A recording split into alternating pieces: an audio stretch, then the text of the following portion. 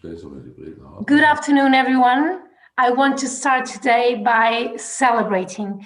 This week or last week, Porto Protocol received an award by Drinks Business as the Green Initiative of the Year.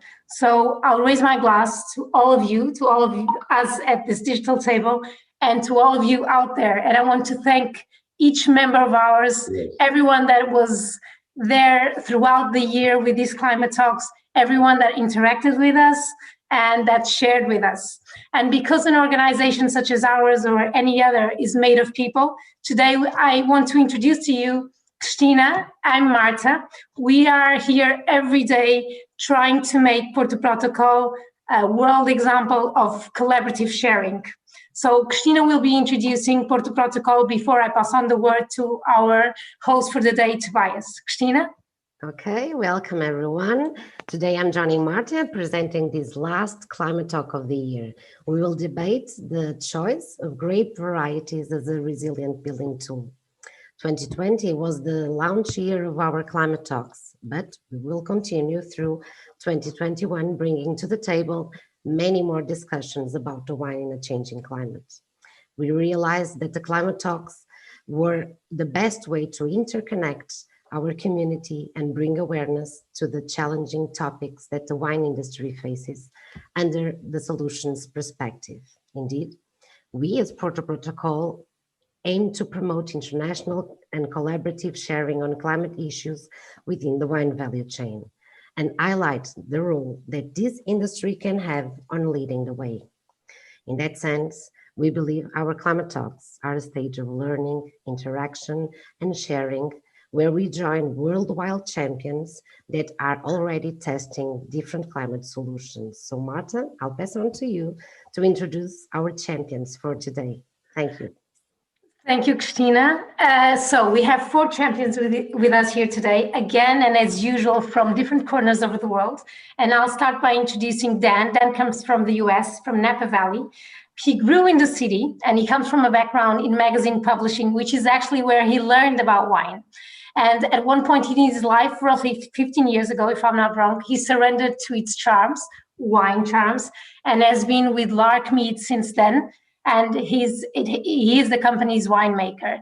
He also has his own brand, Massican. But more importantly, Dan is a voice in terms of climate action in Napa. And recently, as a means to fight climate change, he has been experimenting with new grape varieties, such as Tempranillo and Touriga Nacional, a grape from the Douro region. And from Portugal, we have David, that is not only the head winemaker at the Fladgate Partnership, but is also a member of the Fladgate family. But most importantly, for this topic we have here today, David has been studying and trying to understand the many grapes from the Douro region for the last 30 years. And one thing that is always important to say about Douro, and we've heard David say this to us a few times, is that Douro is a lesson in terms of climate resilience and in terms of sustainability. And then we move on to Italy, where we have Werner. Werner is the founder and winemaker at Lisselhof. Werner is one of the pioneers of sustainable viticulture and an expert and an advocate for pesticide-free viticulture. Furthermore, he has been using PV vines resistant to fungi in general, at Lisselhof for the last 20 years. And last but not least, we have Toby, who will be our host for the day. He's the co-founder, together with Agatha Pereira, for the Sustainable Wines UK, and he's also the founder of the Innovation Forum, which does something similar, has a similar approach in other commodities. So without further ado, here we are for our last climate talk. Toby, I'll pass on the word to you and we'll disappear for now. Good luck and thank you again for being here. See you. Good luck, thanks. Thank you very much, Marta. Thank you very much, Cristina. And congratulations again on the much deserved award which you received from the drinks business.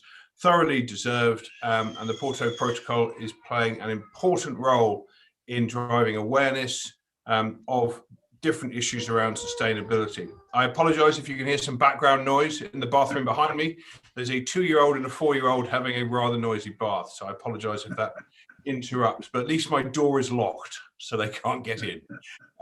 delighted that we've got three esteemed experts here joining us. I'm not going to go into long biographical detail because you can Google our speakers here if you want to know more about them, but I think you can rest assured they have been carefully chosen because they know what they're talking about. And we're going to have a fascinating conversation about climate change and vine resistant and fungus and peewee wines and how things work in different parts of the world. I think it's going to be fascinating. So let me start by asking you a broader question, all of you, David, Dan, and Werner. You're all working in different areas. You've got Napa, we have northern Italy, I think, Werner, is where you are, if I'm not mistaken, and David in Douro. Let me ask you in turn, David, let me come to you first. The same question for all of you. What are the changes that we're seeing in wine growing regions that we need to take action around with resistant approaches? So David, let me turn to you first. What have you observed in the last decade or so? Thank you, Toby, and good afternoon to everyone. And it's delightful to be participating again in this great initiative and these great debates. And it is certainly a good way of sharing experiences between panelists and everybody who's watching.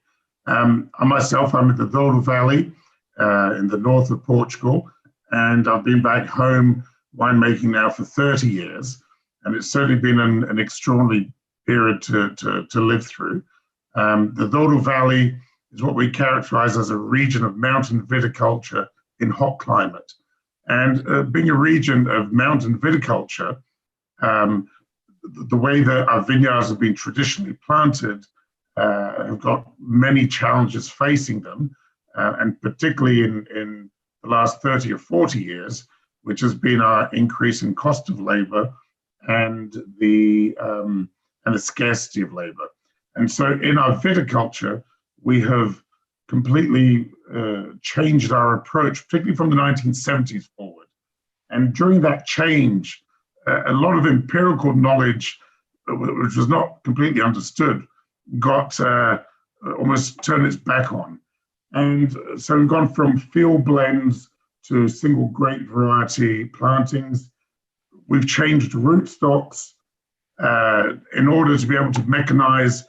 Vine density has been radically reduced, putting much more pressure on individual vines to perform. And also the region has reintroduced grape varieties which had been previously left out. And probably finally, there's been a move to the hotter, more arid part of the Douro to produce table wines. And what I have assisted is to many of the human changes that have happened in the last 30, 40 years have in fact brought out the challenges that it is working in a region which is very dry and very hot and very extreme. And that has enabled me as a winemaker to discover the individual performance of each grape variety. And considering that our region works with over 30 grape varieties, that's probably one of the most interesting parts of what I've learned over my career. Thank you. Well, lots to talk further about there. Thank you, Dan. Let's turn to you. Same question, really. What have you observed, and where do you think the need for action is coming from? I assume climate change will be a big part of that. For sure. And thank you again, and congratulations to the Porto Protocol. I'm very proud to be a member of such an organization.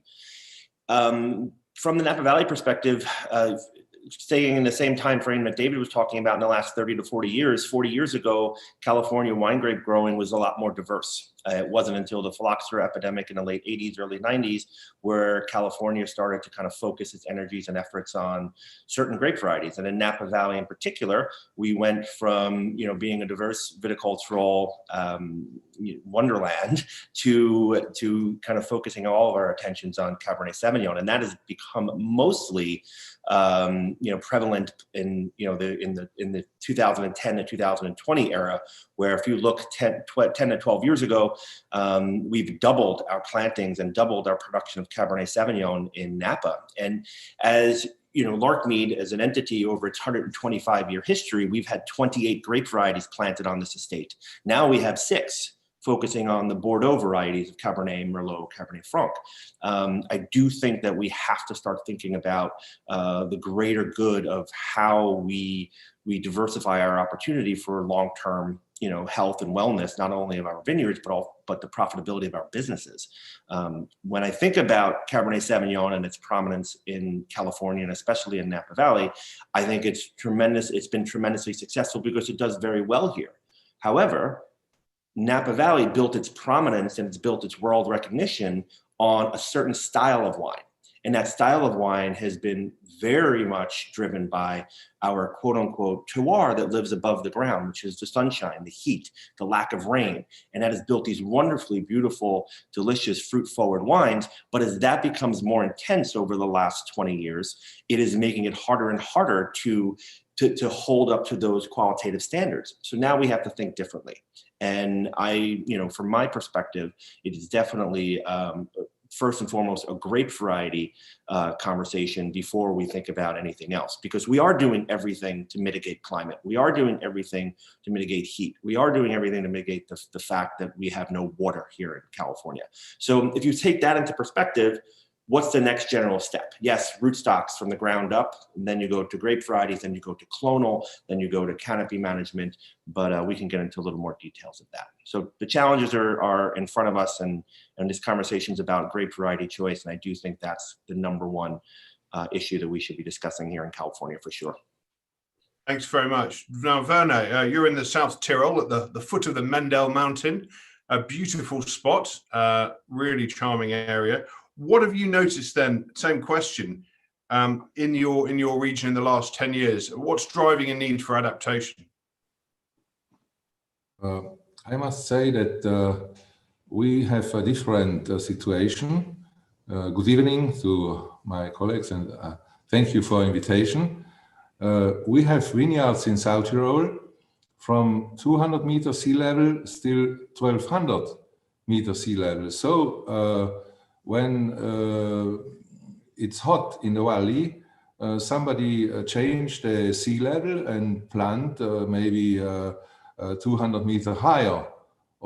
And then I must say, I don't feel so much difference of temperature in the last 10 years. If you say 30 years, 40 years, maybe a little bit more. But not so. We in the north of Italy, we don't have this big problem that you described, Dan or David. And naturally, 10 years ago, 20 years ago, plant Pinot Blanc is one of the variety that here in the white wines are most important. At 400 meters sea level, it was the border. You can't plant it higher, but maybe it was impossible that ripe then in the autumn. Now you can plant it at 600 meters, and the wine it's nearly the same. So we don't feel this big difference in the climate change, not so much. Is the harvest earlier than it used to, Werner? Because I have interviewed winemakers all over the world for sustainable wine, and most of them say that the harvest is considerably earlier than it used to be. And a lot of them ascribe that to global warming in some sense. Would you agree with that? Is harvest earlier for you than it used to be?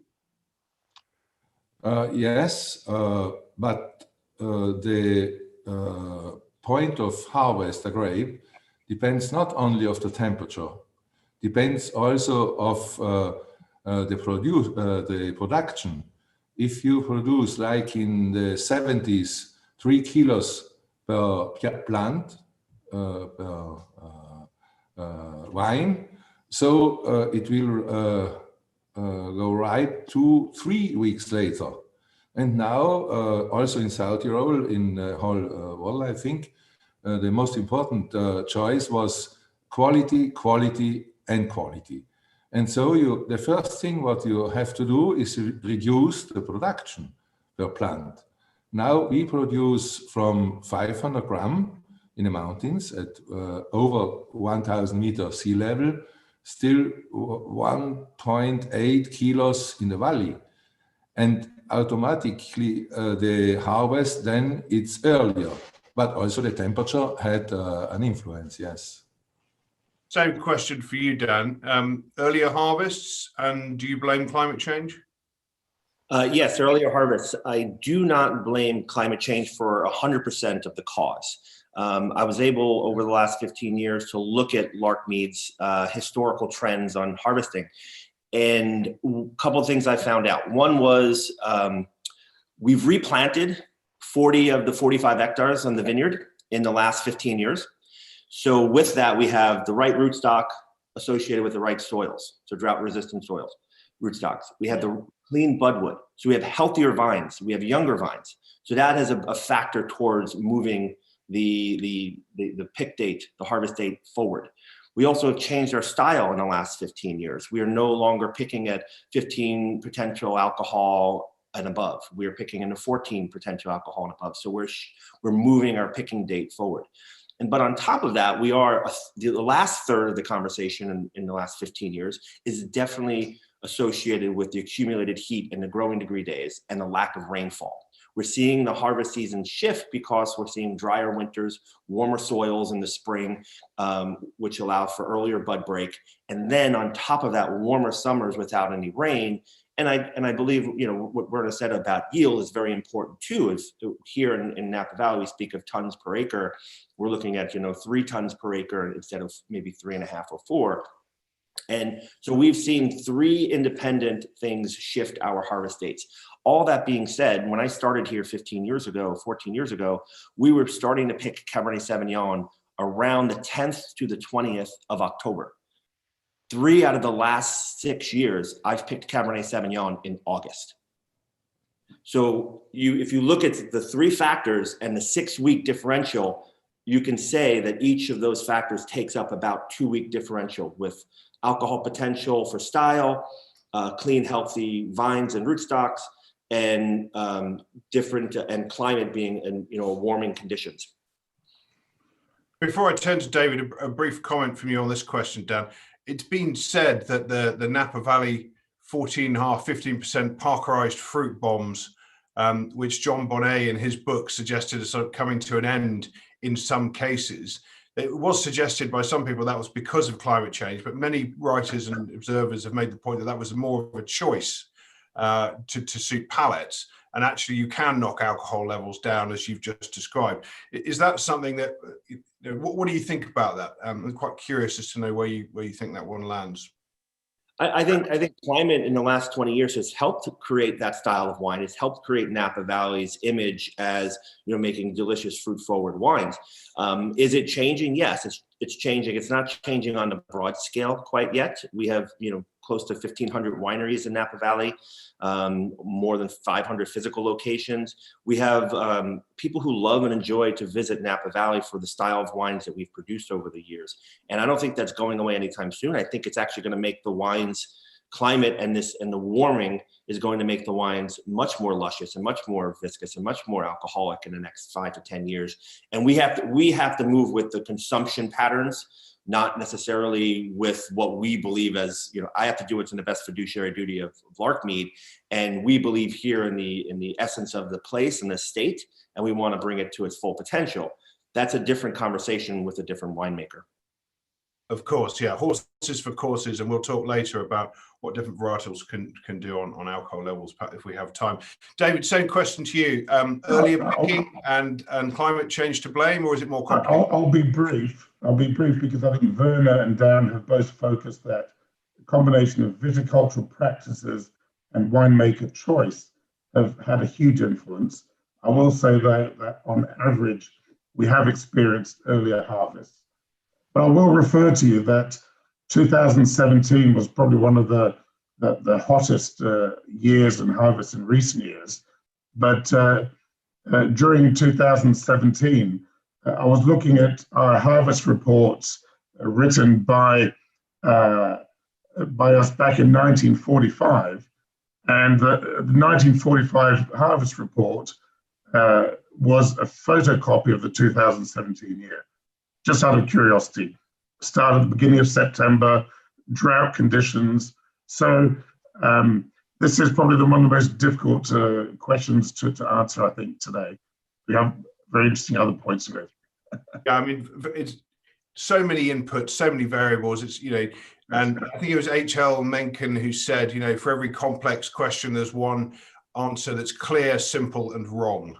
And you know, I was reading Jane Anson's book on Bordeaux last night, and I went back through the vintages. She starts with 1885 and comes to the current day of Bordeaux vintages, and there were so many terrible vintages, you know, which clearly must have had nothing to do with climate change. You know, the 70s, for example, basically a write-off, except for about 2 years, and way back before then. So yes, you're right, all very complex. Now, look, we all know that climate has something to do with it. We all know it's very important. Let's talk more about what we're doing about it. So in terms of future adaptation to warmer weather and current adaptation, let's come back to you, David. What steps, practically, let's get into the weeds now, what steps do you see your organization taking today to try and plan towards these rising temperatures that science is telling us is happening?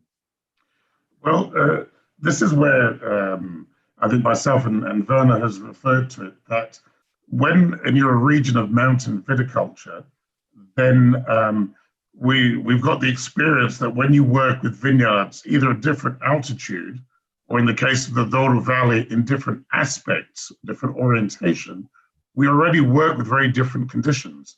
Let me give you an example.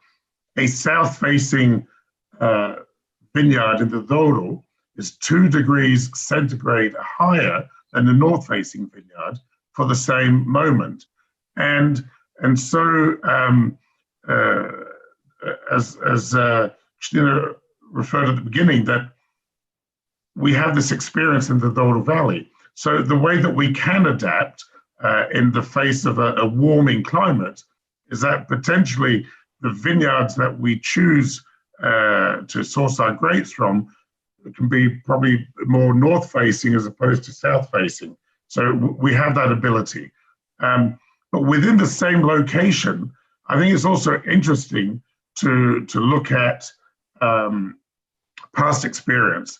And interesting that, Dan, you made a really interesting observation for me. When you said phylloxera affected the Napa in the 80s, and you before were more diverse than you are today, the Douro Valley, phylloxera hit us at the end of the 19th century.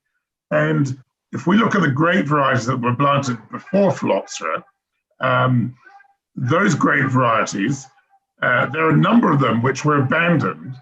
And after phylloxera, there was not only a selection of more resistant grape varieties, but also there was some crossing that was done between, for example, the original Touriga, which is now the Touriga Nacional, was crossed with Morisco to create Touriga Francesa. And so the work that's happened in the Douro Valley with going from field blends to single variety block planting that happened in the 1970s and 80s has allowed me to have a much greater understanding about the behavior of each grape variety. And I have been able to, in the vineyards that I've planted in my career, is understanding the individual characteristics. I will take the more drought-resistant grape varieties, more sensitive to the dryness, and put them in the more exposed sites. And likewise, take the more fragile grape varieties, which need a bit more humidity, and put them in the deeper soils, or play with the altitude. And that has certainly been the way that, that's what I call precision viticulture today. It's actually working with which grape variety you choose and putting it in the location that it suits best. And if I could just finish here by saying, Dan, in your experience in the Napa, when the region became almost obsessed with Cab Sav, Cabernet Sauvignon, it was a choice because of the fashion of a variety, and not necessarily what every vineyard needs most. And I think that is where viticulture goes extremely wrong. We often have far too much money, and we want to put a variety where we have a location, rather than choose the variety that suits that location best. Excellent. Yeah, Dan, what would you like to come back on with that? Fascinating. I agree 100% with David, especially his last point about the fashion of the variety. California wine country was built on the immigrant culture who came to California after the gold rush in the late 1800s, and they planted the varieties of their homeland. But then California, after Prohibition, became very focused on California varieties that we felt were very truly Californian, like Zinfandel and Petit Syrah. And then phylloxera hit us, and that caused us to then have to change our decisions about planting and replant. But then it became fashionable to plant Cabernet Sauvignon, especially when the likes of Bob Parker, kind of blessed the Napa Valley in the early to mid 1990s with success. And once we did that, we all jumped on the Cabernet train. And don't get me wrong, Cabernet Sauvignon is still one of the greatest grapes to be planted anywhere in the world. I just think that we've kind of moved away from where we were going to follow the fashion and follow the trend. There's nothing wrong with that, considering the success we've had with the grape varieties. But I do think there's opportunity to exploit the fact that Napa Valley is a great wine growing region. And we've done everything in our power in the last 30 years to understand how to mitigate the effects of climate. And, the diversity we have now, I may not have it in grape varieties, but I have, where I'm sitting here at Larkmead, we have 7 soil profiles on the valley floor that we farm. We have 10 rootstocks. We have 15 clones of Cabernet. So we're doing all the things we need to do to find the right blends, to find the right balance for our location. And then above ground, we're working with canopy management, we're working with misters, we're working with shade cloth, we're working with row direction, we're working with all the things that we can do to preserve and create a longer runway for the wines that we make here. So the idea of precision viticulture, and everyone's talking about, well, can we do different things, underground with our rootstocks, and we do different things above ground? We're doing it. We've been doing it for 20 years. It's been hot as F here for 20 more plus years. So we're doing all that stuff. So we have to take the next leap of faith and believe that we're going to grow great grapes and make great wine, no matter what grape variety is here in California. Thank you. Werner, let me turn to you in a minute, just to interject briefly about David's comment about, the right grape for the right place. I speak to you today from where I live on the Baltic coast at 57 degrees north. We're further north than most of Sweden. Well, no, not most of Sweden, than some of Sweden. There's some Chardonnay grown to the south of us in southern Sweden, but there's one winemaker here in Latvia, a brilliant guy by the name of Martin Barkans. And if you go to sustainablewine.co.uk and search for Mad Professor, you'll find the interview I did with him, because the guy has the craziest laboratory ever, trying to work out what he can grow in 3.5 hectares at 57 degrees north. He's tried 25 varietals. And Solaris sometimes makes a decent wine if you can ripen it, but he's using grapes like Valiant and Zilga, which are non-vinous vinifera, I believe, and they're almost drinkable. He's getting there. And so it's a fascinating laboratory that he has. Photographs and videos are on Sustainable Wine if you search for Mad Professor. And that just shows you, how difficult the hunt can be if you're not in an area where you actually have those grapes in the first place. It's fascinating to see. Werner, let me turn to you. What role do you believe native grapes have in offsetting and fighting higher temperatures and climate change? Tell us about that, Werner. Yeah, this is a question for $1,000. It's not so easy to answer.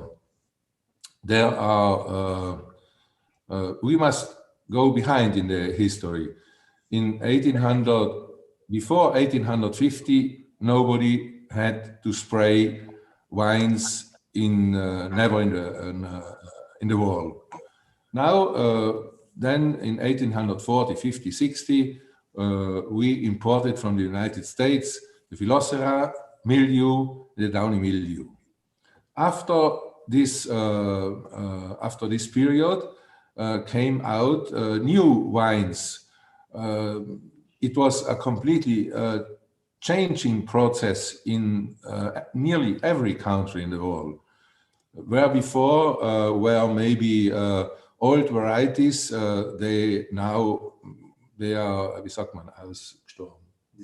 Disappeared. Thank you. I have my translator here, my son, and was changed with other varieties. Maybe now it's also the time to think about if it's not more intelligent change some variety in certain climate areas.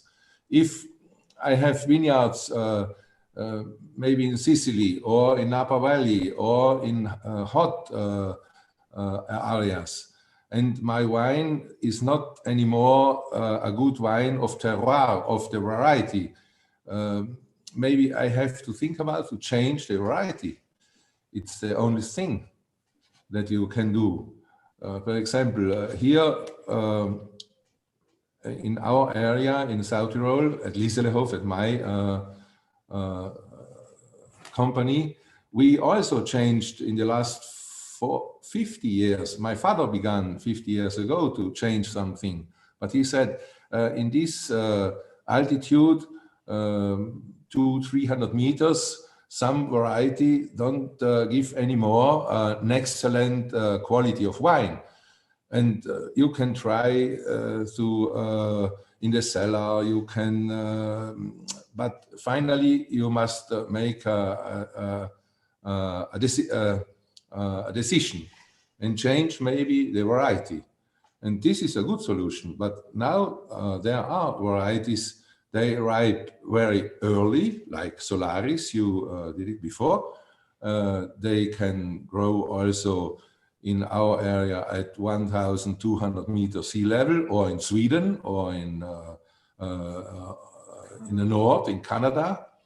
They need only temperature, medium temperature from the air, about 8.5 degrees Celsius. And they ripe 3 weeks before, 4 weeks before, than a Chardonnay. And this is an opportunity. The opposite, in Greece, but also in the south of Italy, where always it was warm, there are varieties, they ripe 2-3 weeks later than a Cabernet Sauvignon. And maybe it's a hard decision, but also you must think about the commercial possibility to sell then this wine after. But I think it's the only possibility. You can't change the climate. The climate will change you. Yeah, that's a very good point. Dan, you mentioned Zinfandel and Petit Syrah. Obviously, that one's from Croatia. I think the other came from France. And when we talk about native grapes in where you are, what does that mean beyond those two? Because they're not that native, are they? No, there's not a lot of Native American things or things that we aspire to, and especially in the wine industry, as we talk about what we do here, we always have, everyone is driven into wine, and myself, most importantly, like for my own philosophy, I was there because I was a consumer of wine. I was a drinker of wine, passionately in love with the stories and the history and the land, and that's got me to where I am today. So I think we're always striving to benchmark ourselves against someone else. And Napa Valley is very much part of that conversation. We benchmark ourselves against some of the world's great wines, but mostly with a focus on Bordeaux. And that is, and because at the time there was only a couple of wine regions that were available, they were luxurious in America. That was whether or not you were making Bordeaux or Burgundy, or maybe the Hock wines of Germany. And that's the only wines that were being imported that were important. Sherries and cognacs as well, but the wines of Greece and the wines of Südtirol and the wines of Portugal, port wines were definitely brought to America, but there wasn't an expansive diversity of wine consumption. So we've built our business and we built our industry on aspirational, outward-facing, production of wine. So I don't know, I'm not going to go and talk about the mission grape and, its relevance in the potential future of California wine grape growing, because I don't think it has it. I think we have to be thinking about consumers first, our business practice second, or our business practice and how it impacts our consumption. Because at the end of the day, agricultural business is a business. Yeah, and particularly where you are with land prices and investors and everybody wants a chunk of Napa. I mean, the economics are just, quite high pressure, I think it's fair to say. David, you've kind of got the opposite problem, haven't you? Well, it's not a problem. I guess you've got the opposite situation to Napa in the sense that Portugal has so many fascinating native varietals. Are there any of them that show particular potential for being better in a hotter world as native grapes? Well, before I answer that specifically, I think that's something that the new world should look at the old world with a lot of attention. The old world, by tradition, focuses its branding on the region, on the house, and it doesn't focus on the grape variety. And that gives the flexibility for the winemakers to do what they feel works best. And with very few exceptions in the old world, most wines have more than one grape variety. In fact, it's not a coincidence that any wine region in the world, you don't need 100% of a single variety to put on the label, which I think is the biggest mistake that is around. Because in most regions of the world, if you put 15% of another grape variety, you can still call it the single variety what has 85%. Which I think is totally wrong. So if we focus on the branding on the region or the house, then we keep that flexibility. And in the Douro Valley in Port, where in fact in Port we're not even allowed to use the grape variety on the label of any of our ports, which I think is fine, because by tradition our vineyards have a field blend. And even in my career, when in the 70s and 80s, they're a bit like California in the 80s, we narrowed down the number of varieties to plant.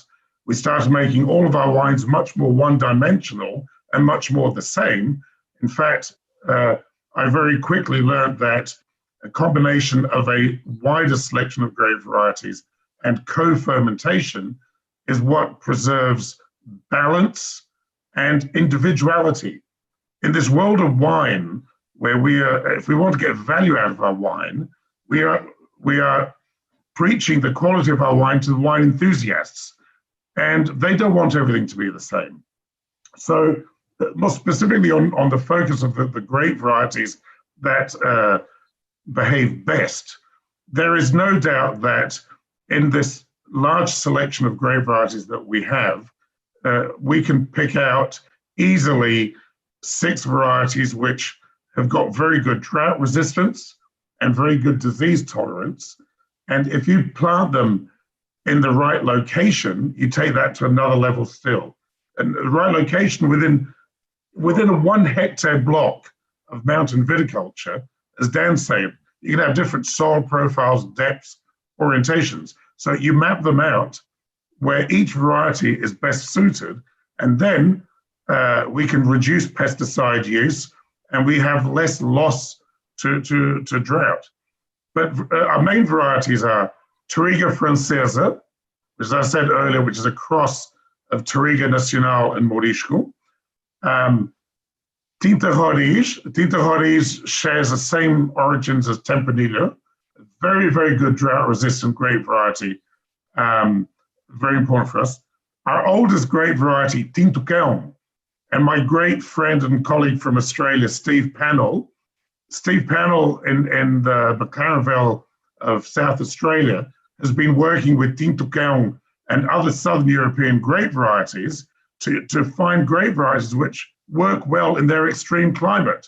You know, if you take, well, I won't use examples, but anyhow, if you take a cool climate variety and put it in a hot climate, you're going to have problems. So No, I could go on and on with all of our many grape varieties that we work with. So, David, sorry to interrupt. go for it. There's a strange thing happening with your background. It sort of looks to me like there's a sort of alien invasion of giant grapes coming through your window. It's quite a remarkable sight. They seem to be getting closer and larger to you. I'm concerned for your safety. I don't know if you can adjust your background in any way. I will. We may end up just seeing a large bunch of grapes rather than you if we're not careful. I've got it timed to finish at the right time. So that's brilliant. It was all getting rather strobe light there. So thank you. Very interesting comments. You know, it's what's coming across from all of you is it's far more complex than any one simple question can cover. And of course, it's all very much dependent on location. We have some questions coming in about genetic diversity in the vineyard, and I think you've just alluded to that, David. You know, the fact that so much of Rhone is just, you know, is just Syrah must be pretty frightening, I think, for some people looking forward at potential, you know, diseases that could rip through vineyards. So where do you think that's headed, you know, in your experience? I mean, I guess, well, Werner, let me turn to you first. Do you see in general a growing need to have more diversity within vineyards themselves, not just in, you know, different vineyards next to each other? Will that genetic diversity in individual vineyard parcels be a way of helping stop disease spread? Hi, good evening. I'm his son. I'll just translate really quickly. Sorry, it's a complicated question. Basically, do you need more diversity, genetic diversity in an individual vineyard to help protect your crop in future? Ob du genetische Diversität brauchst in einem Weingut, sie vor Krankheiten zu schützen? Oh, this is an easy answer. We have now 80% of our vineyards, we have PV wines. And PV wines are all completely resistant against the mildew and honey-mildew, or they are nearly resistant. I personally know 70, 80 different PV wines, varieties, and I have planted here in my wine museum. I have totally 360 different wines from the whole world planted, and every plant has a sign, yes. But in these 70 PV wines, there are a third you must trade it. They are completely resistant in normal years, but there were years 2004, 2014. It was a very strong infection of mildew. In 2016, 2018, and also 2020, the last year, it was the Peronospora downy mildew. And if you want to have very clean the leaves, you must trade maybe in this very difficult years one time. Maybe some wine, some variety needs 2 treatments. So you can save minimum 80–90% of the treatments in the year. And normally in our area we have from 450 millimeter of precipitation, still 1,200 in the vineyard areas.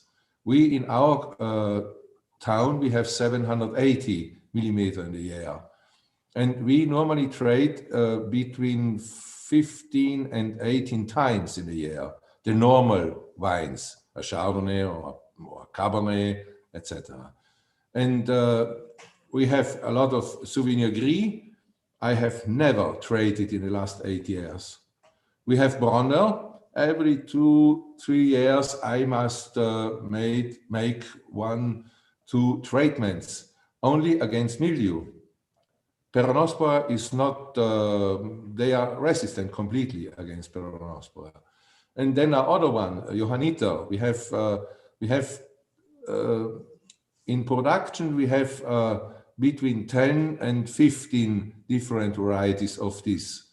But there are a lot of universities or these agriculture centers. They come to me and ask me if I can plant for them 100 pieces, 200 pieces to try them here in the north of Italy. And so I plant these varieties normally for 9 years. And after 9 years, every year I make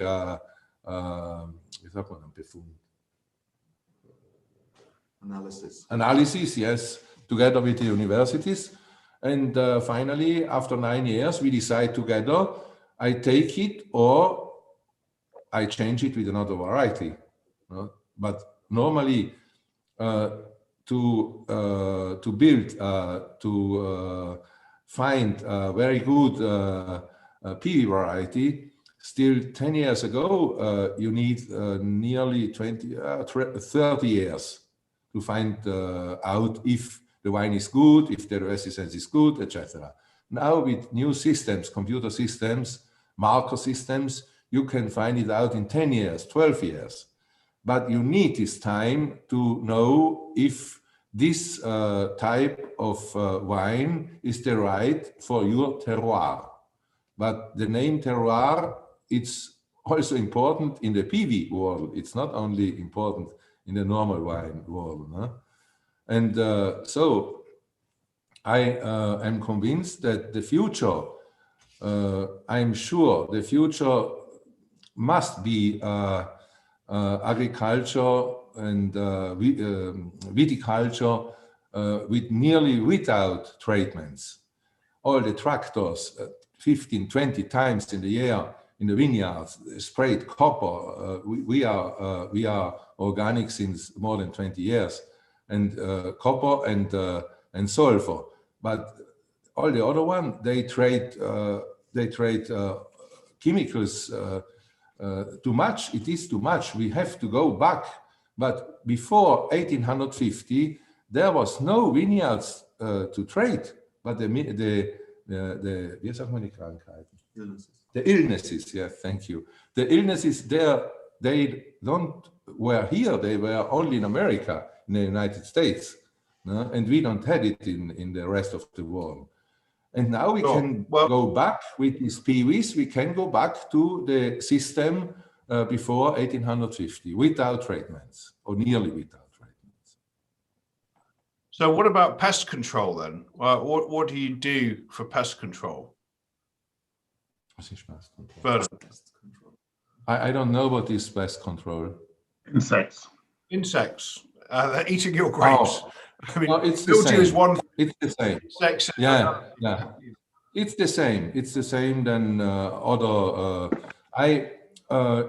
I never trade since 25 years now my vineyards against insects. Never. Before, yes. Before we used very strong poisons, E605 and C-stocks and incredible poisons. But now we are organic vineyard. We can't use this. And do you encourage certain species, predators of one insect, to prey on another to try and reduce insect numbers? I've heard of that approach. Yes.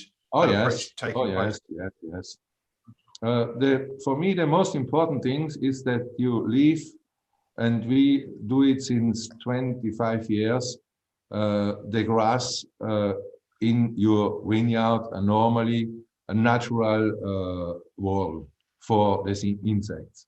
If you begin to cut the grass 10 times in a year and open the earth and you destroy the normal wall for these animals. And I wrote 2 books about this system. I can show you. I have a plan for every vineyard. I don't know if you can see a plan for every vineyard, and I have 12 different grasses. And here are the rows, And the second row, it's the markers for the consume of nitrogen, yes. Or there are also plants, they produce nitrogen. The legumes, crimson flower, lucerne, phacelia. My vineyards in 20 years, more now than 20, they have never seen, wie sagt man, fertilizer. Yeah. Fertilizers.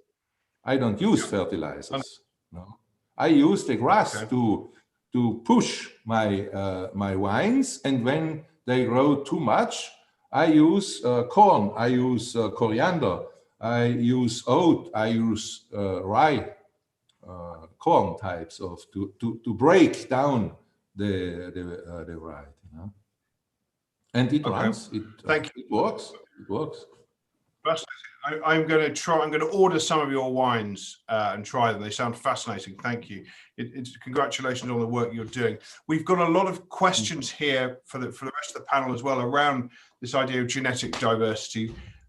Just to be clear for our audience, at Peewee Wine, I'm looking at the website here of peeweeinternational.de, and they talk about fungus-resistant vines made of a crossroads between Vitis vinifera and other species of the genus Vitis, which is I think the varieties I referred to earlier here in Latvia are non-Vitis vinifera. We had some questions about this from a number of people in the audience.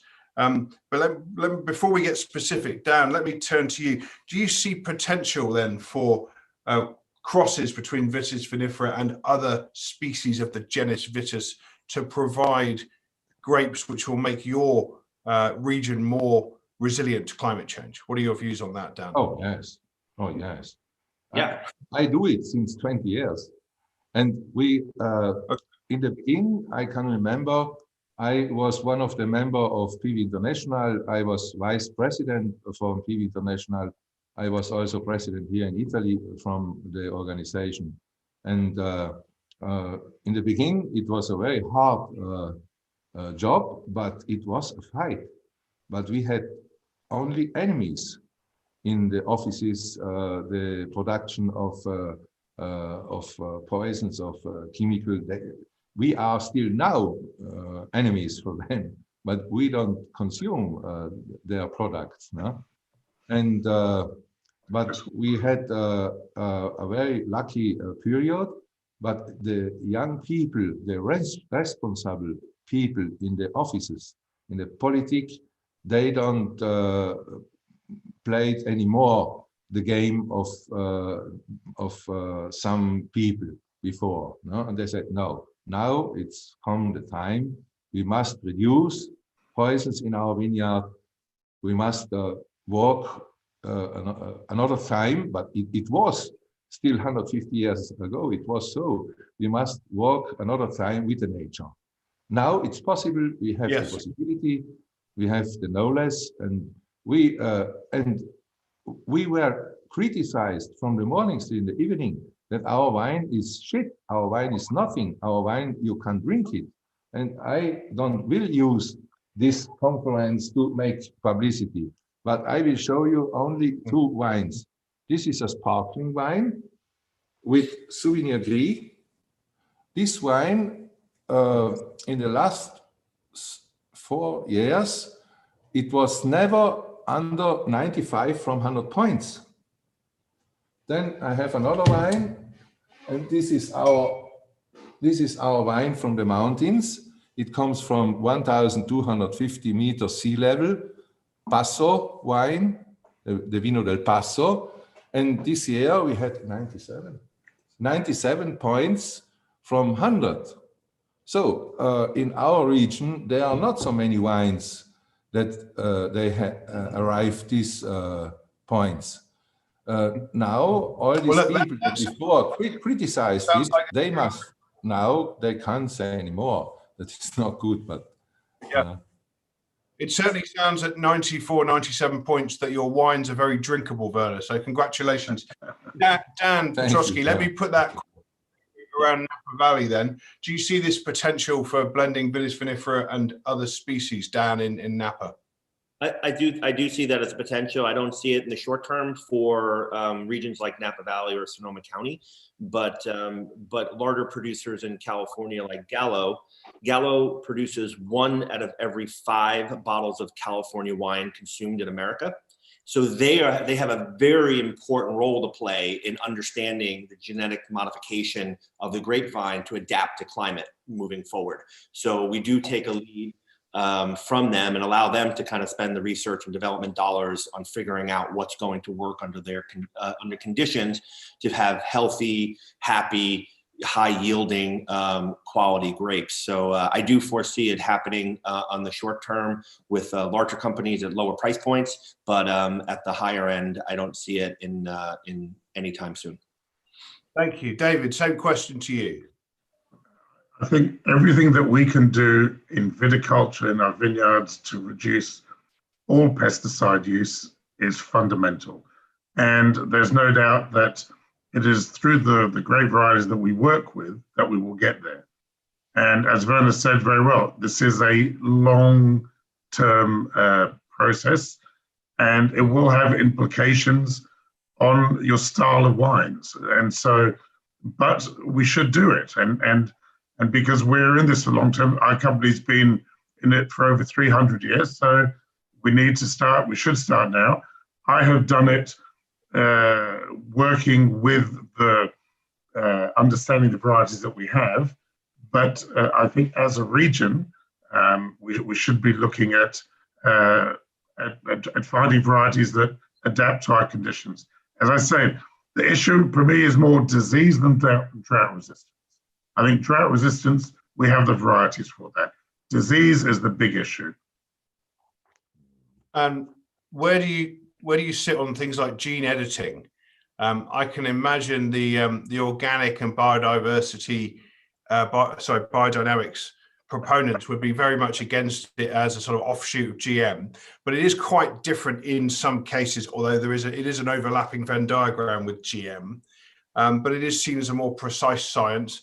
And some scientists have said to me, look, what do you want? Mutagenesis, where you smash a gene with radiation until you get some lucky mutation that enables you to grow a new, create a new sort of genetic offshoot? Or do you want to have a more scientific approach with a scalpel, if you like, to adjust the genome sequence? So, I mean, David, I don't know how much this has come up in your life, but I wonder what your views are about it.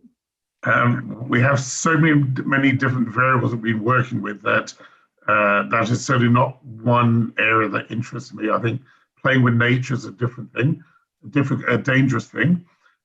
So I think if we can work through crossing varieties, I think that is much more natural. It's less dangerous. Yes, it takes more time, but I'd rather go down that route. And personally, that's my own view. Thank you. Dan, what do you think?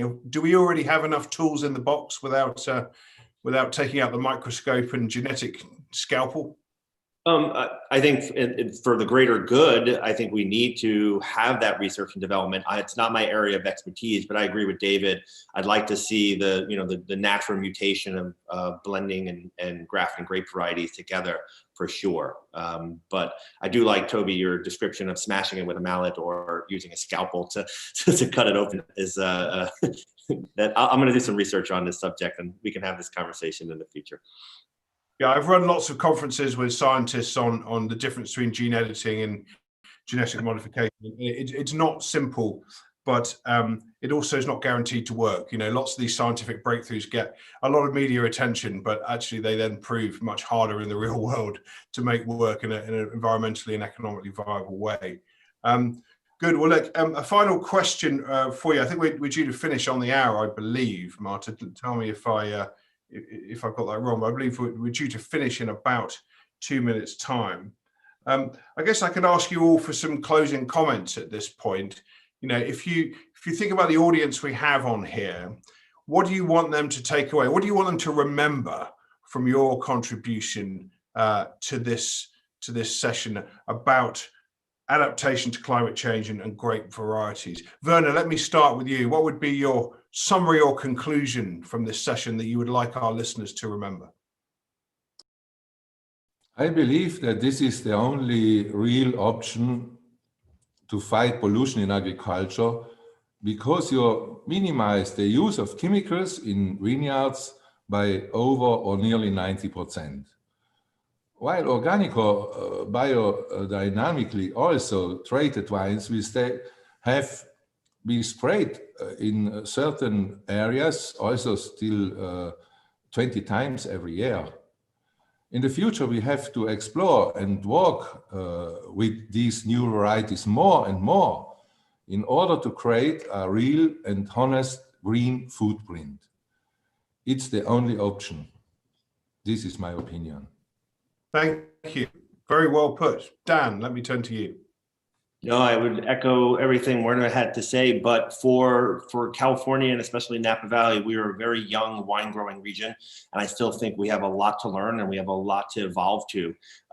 We've been fortunate to bring people into what we do and to appreciate it and support what we do as viticulturists and winemakers and consumers. But we're at the top of our game right now, and we can continue to evolve and diversify. And I think there's great things that are going to come out of Napa Valley in the next 20 to 30 years. Thank you. Well, that's reassuring, because some of the news you see in the wine media it's all a little bit hysterical sometimes, isn't it, about the future of Napa? Well, considering we've had 4 fires in 4 years, that is a whole nother conversation. Yes, that's a good point. As long as you can stop it all burning down, you can make some good wine, I hope, even with climate change adaptation required. David, let me turn to you. Concluding comments that you'd like our audience to take away from this. Climate change has become the umbrella and the excuse for a lot of incompetence. Climate change is real, but it is not to blame for everything. And I think what has been done, well, what I said earlier, people trying to impose their desire on what is right for a certain location, or overlooking what empirical knowledge can teach you, has resulted in many mistakes being done. But at the end of the day, we have all got to focus on sustainability. And that is our number one focus. And whichever practice is done, whether it's changing your grape variety, when it's just choosing the varieties that already exist to be able to conduct a proper, sustainable, organic, biodynamic viticulture, whichever of those 3 are your choice, that is the only way forward. Unfortunately, public demand is not sufficient. Legislation has also got to force that, because otherwise the change is too slow. David, thank you. Yes, the supporting frameworks are absolutely important to have that level playing field we've been hearing so much about in the EU and UK Brexit negotiations, for which your term, an umbrella for incompetence, rings very rather solemnly to me in a different context. Anyway, we're not getting into Brexit, but what I would like to say, if Marta doesn't mind, is that 2.5 weeks ago, we at Sustainable Wine held a conference on sustainability in wine called The Future of Wine. And we had about 800 people take part. We had lots of discussions about these issues and about biodiversity and about climate change and about circular economy. Anyway, it was all free. And if you missed it and you'd like to see it, just go to sustainablewine.co.uk. All of the session videos are there, free to download. There's an excellent bit from Adrian Bridge, your colleague, David. And we have a brilliant interjection from Miguel Torres, but also some very small vineyards as well, who, much smaller vineyard owners talking about sustainability. All the sessions are there in video, and you can download the audio and also subscribe to the podcast feed by searching for Sustainable Wine. So sorry, Marta, for doing a bit of a pitch there, but it's all free, and it's a free resource on sustainability. We're going to do another conference next year on sustainability and viticulture. And Werner, I shall certainly be giving you a call about that to see if we can tap into your expertise. Welcome. That one, and also for David and Dan as well. So with that, I think our time is up. We've got through an awful lot. We could have spent another 3 hours talking about this, I feel, but I think I shall turn over to Marta. And before I do so, David, Dan and Werner for their excellent contributions. Marta, back to you. Thank you, Toby. Thank you, David, Dan, and Werner for being here today. I don't mind you saying, Toby, because we are working based on collaborative sharing. So I think we have a lot to collaborate, as we've spoken a few times, and it was quite an interesting conference. Now, moving back to our climate talk today, I am not going to repeat what you've said so far, but I'm going to finish with two expressions that he used. First, as Werner said, you can't change climate. Climate will change you, so please bear this in mind. And internalize climate action, internalize sustainability in your businesses and even in your lives. And as David said, sustainability is the way forward. Now, as we said, this is our last climate talk for the year. It was so important for us to pursue these climate talks since May, because speaking to each and every one of our members made us realize what are the key topics that are relevant in terms of wine in a changing climate. Thank you, each of our members, for making this possible. We will continue with our climate talks in January and throughout the year. We will start with talking about Porto Protocol as an organization and what type of role we can play. But we haven't closed all our topics, and we would love to hear from you. So if you have topics that you find that are relevant within this framework and thinking about the whole value chain of wine from grape to glass, we would love to hear from you. Remember, we are based on collaborative sharing. For us to grow, we need to know what we are doing so we can share with our community as a whole. And to finish, I would also like to say that through the suggestion of a member of ours, Casa Helva from Alentejo in Portugal, all these climate talks are now available in terms of podcasts, which makes it easier for you to listen to in the car or wherever you are. And on behalf of Adrian, Christina, that should appear soon, I hope, and myself, Marta, we wish you a Merry Christmas, a Happy Christmas. It was a crazy year, so please bring the best out of this year. We all learned something, regardless of everything that happened. We all have something positive to take from it. So I say goodbye, and we are looking forward to hear from you. So please, we'll click away. Thank you all again, and see you next year. Bye-bye. Bye-bye. Merry Christmas all.